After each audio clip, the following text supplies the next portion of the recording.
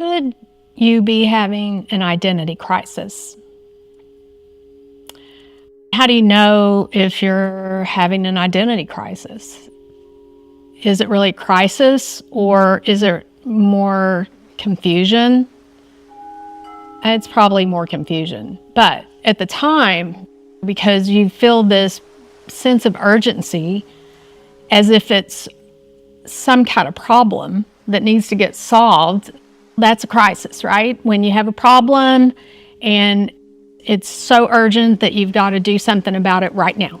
That's why it feels like a crisis, because, you know, the whole world's going to come to an end if you don't get this one thing taken care of. Let's say it does feel more urgent, more like a problem. Something like, okay, you want to change a bad habit. This one thing you do drives everybody around you crazy. And now you feel really bad about it. You feel like, okay, I've got to put in the work. I've got to solve this problem. I've got to change this habit.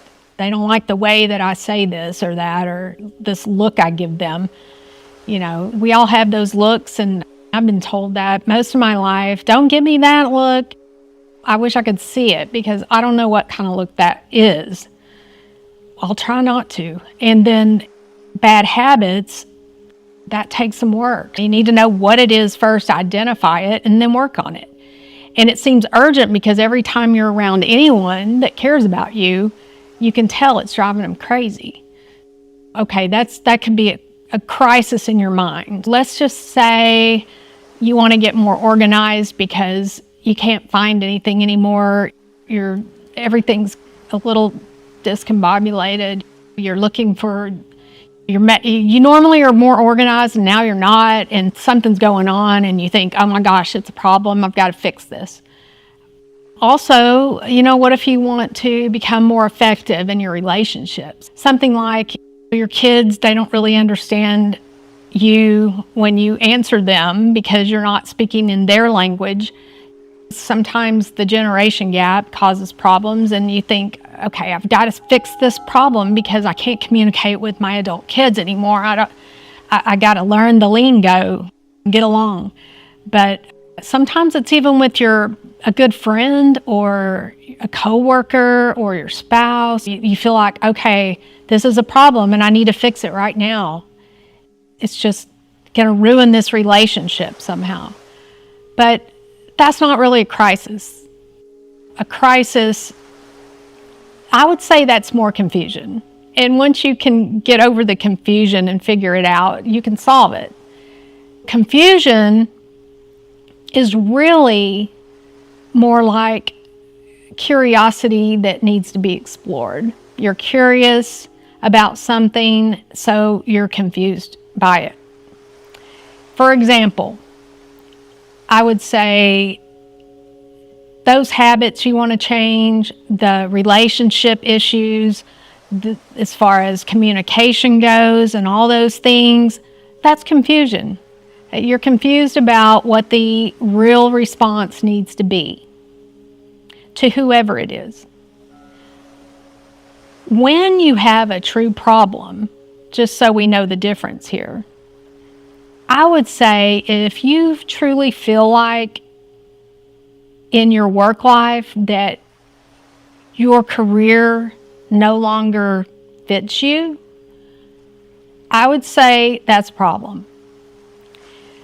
If you don't have any energy to socialize with your family or your friends, I would say that's a problem.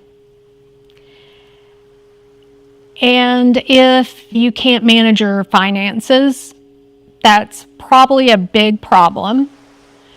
And if you don't feel loved, that could be a problem. So, in the scope of the difference between the problems and then confusion, I would say you're probably not having an identity crisis. But on the other hand, of those items that I just listed, such as your career no longer fits you, that is somewhat of a crisis that you would want to work on. And doesn't mean that you need to seek professional help on this, but what you do need to do is just get real about it and try to understand something's changed. We have a lot of things going on in our life at this age. Anytime over 50, 60, 70 and beyond, one week we feel one way and the next week we could easily feel a different way. And eventually that could change, and we're having to deal with these issues that we've never had to deal with before. Things are changing rapidly, and that's normal. Knowing when it's something super urgent and a real problem that you need to work on versus I can't find my keys anymore because they're in my hand. Those aren't crises. That's not urgent. That's not a problem. We all do that. One thing that I relate to is sometimes, I don't know if you work puzzles, I like to do jigsaw puzzles, especially if my grandkids are over. And sometimes you get to the end of a puzzle and there's like one or two pieces, you can't find them anywhere. And the puzzle's just sitting there and you're frustrated because you can't find those pieces to go back in that jigsaw puzzle, so you can't finish it. Sometimes I feel like that in my life. It's okay, you're trying to put the puzzle together, you're working on it, it's intense, and you're just trying to get to the end. And then suddenly you realize, wait, I can't complete this because I can't find the other pieces to the puzzle. And that's confusion. And usually we can work it out.